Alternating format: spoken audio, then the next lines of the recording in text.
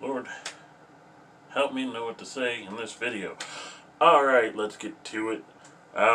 This video is going to be about Breonna Taylor. But first, I think Tuesdays I'm going to start doing, like, Tuesday Twitters. Saying, like, Facebook Fridays, scroll through Facebook on Fridays and give my reaction. Tuesday, Twitter, we'll give that a try. I don't know, we'll see. So anyway, yesterday, Louisville came down with its ruling on the whole Breonna Taylor thing and indicted one officer, but not for shooting Breonna Taylor, for more recklessly shooting into other apartments that weren't the apartment that Breonna Taylor was in. And then that wasn't taken very well. Louisville, Kentucky knew this was going to happen, so they issued a curfew. It doesn't seem like it mattered because a couple officers were shot. Whether it's popular or not, I hope they end up being okay. But anyway, so here's what I want to hit on. First off, there was not just protests in Louisville and in Kentucky, but all over the country. What I kind of don't understand in that is cops are run, I don't know if I've mentioned this before, cops are run by the city, state, counties, and states. So they're city, county, and state problems. This one is a Louisville and a Kentucky issue. Though the federal government can step in and send FBI's down. And I think they did. I was pretty sure the FBI went down to investigate that. I'm not sure what came from them, or if what came from them had any influence in the indictment or lack of charges today. So, okay, maybe if you protest because you're like, hey, federal government, you should go check that out. I understand that. But to protest a different city, county, or state doesn't 100% make sense to me. Especially if you're going to get up in like people's faces of another state. It's one thing to protest, okay, I understand that. Now the more I think about that, because you can get peaceful protests and call for the federal government to get involved. I would understand that, even though most protests I've seen lately are just, that was bad. Someone should do something about that. That was bad. Convict them. Well, that's city, county, state stuff. So, and I kind of think, well, not just recently, back to the, Occupy Wall Street? That didn't seem to have a unified message. And I think that's kind of a problem with a lot of protests since then, is there's no unified message, there's no leader on a lot of these.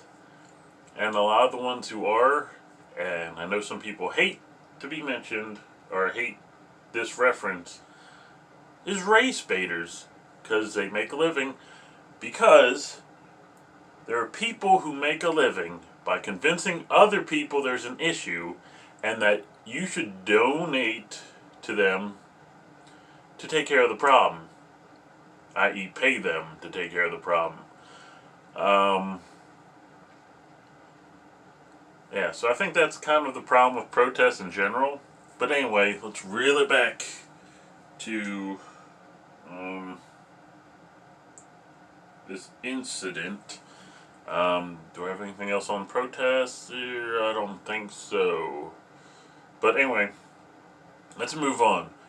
So, Brandon Tatum? Yeah, Brandon Tatum. Some of you guys probably know who he is. Some of you probably call him Uncle Tom.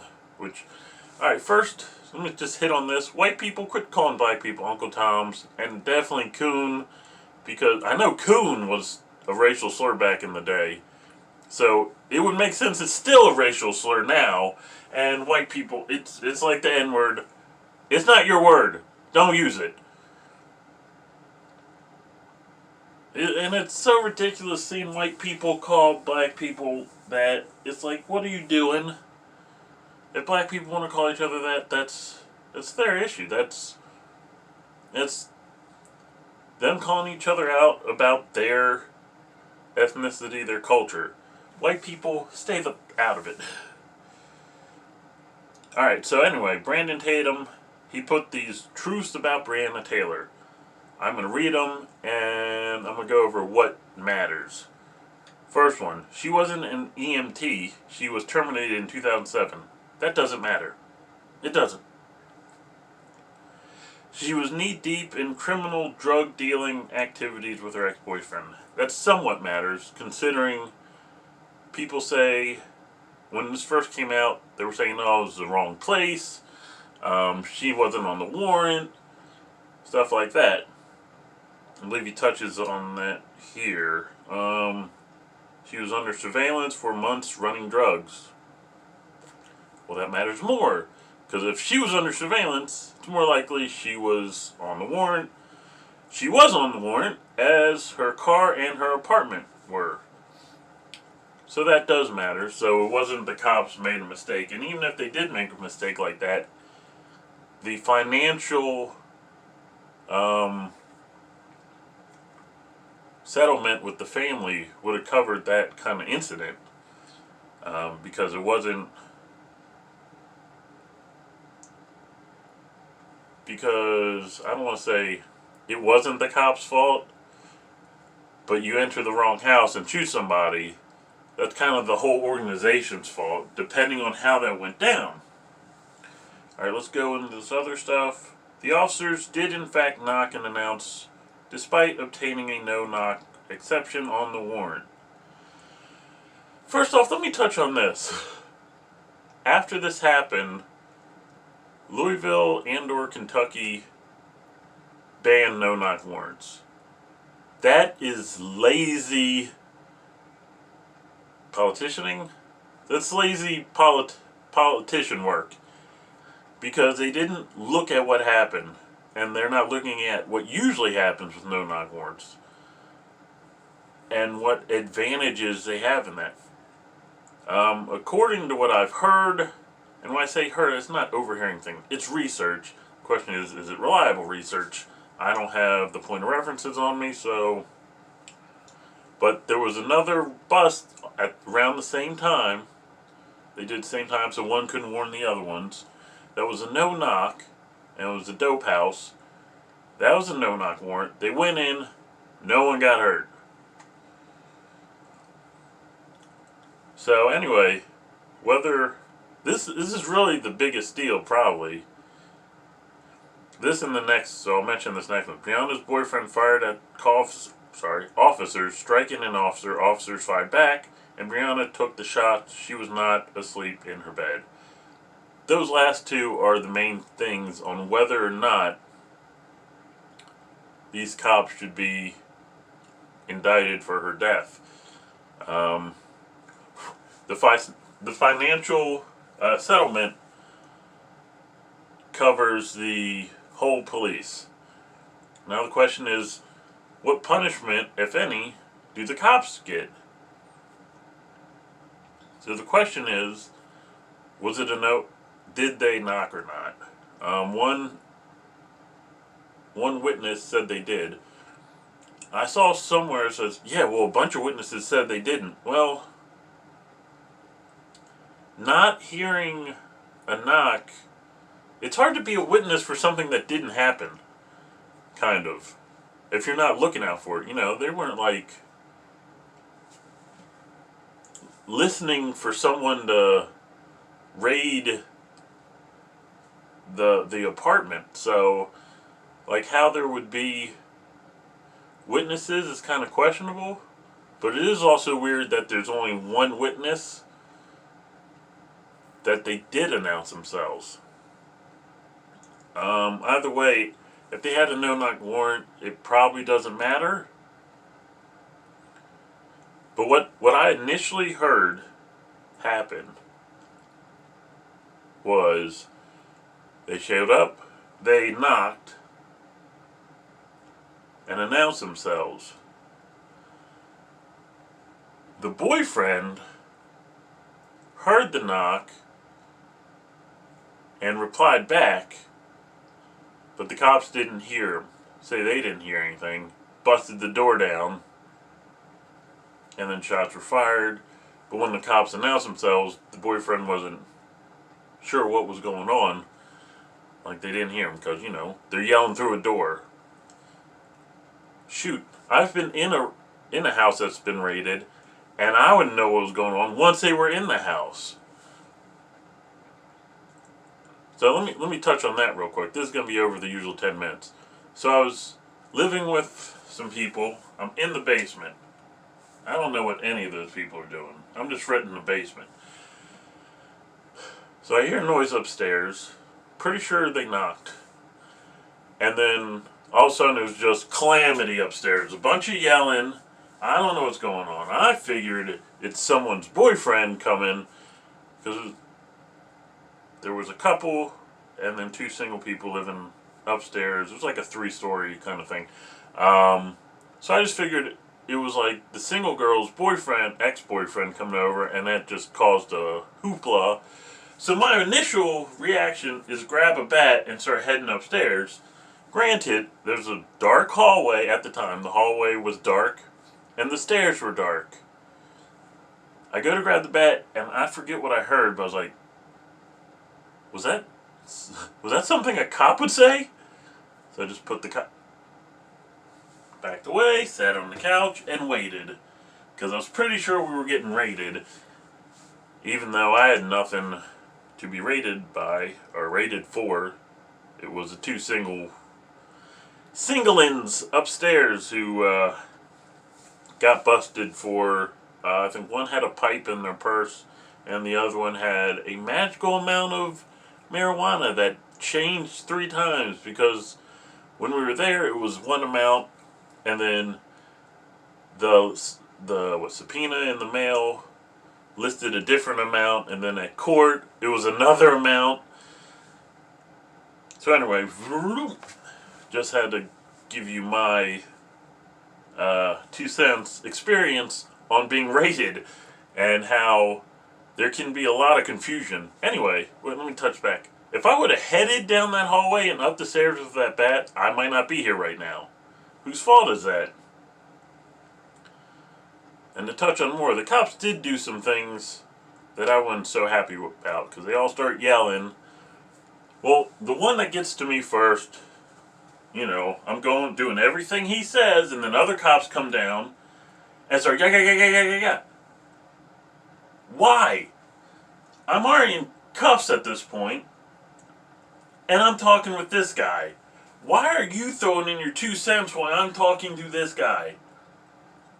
It's not like this guy's an idiot or like mentally handicapped. He can't understand the things I'm saying.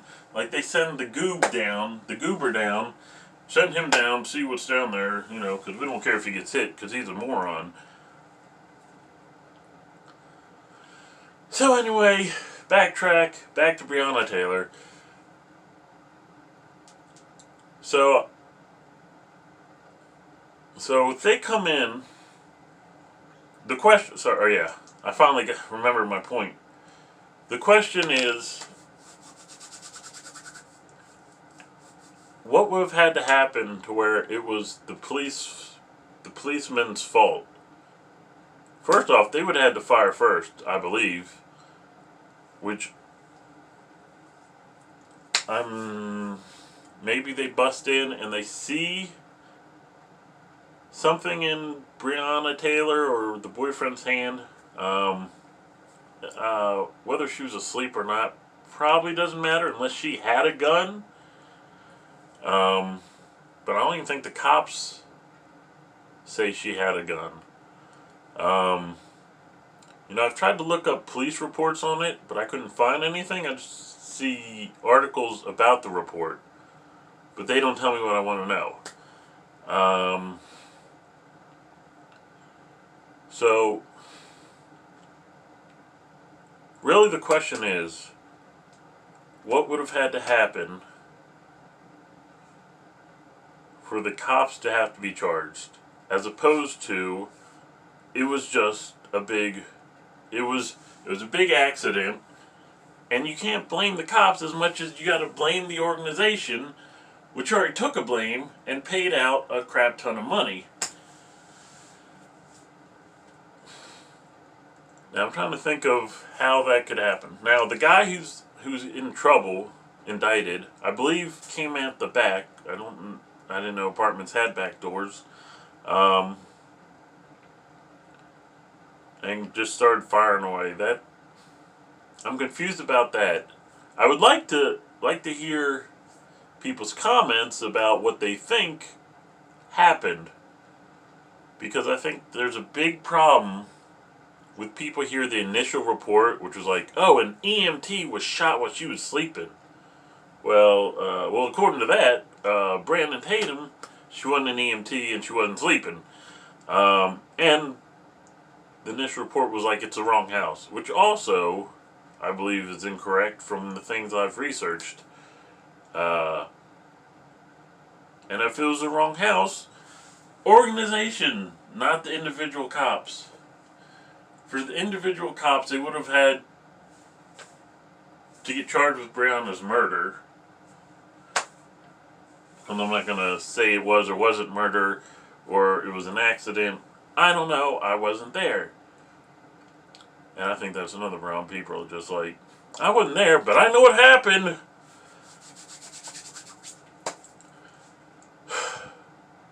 So, I'm going to wrap this up in like the next 3 minutes. Special 20-minute video. So for the cops to be indicted, charged, they really would have had to just bust down the door and just start shooting randomly. Which some people say the backdoor cop did. But